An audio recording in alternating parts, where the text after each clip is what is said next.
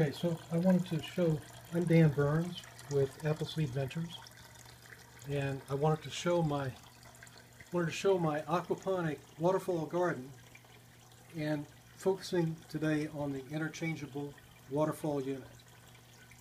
This unit is on a timer. I can turn it off. It will drain back into the tank, and I can then remove the unit,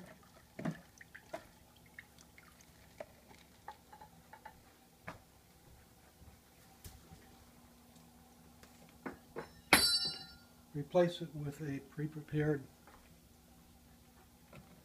second unit, which in a higher or lower position snaps into place.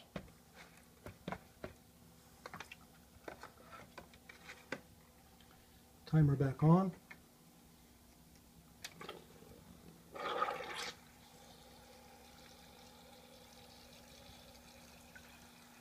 And that's the replaceable waterfall unit.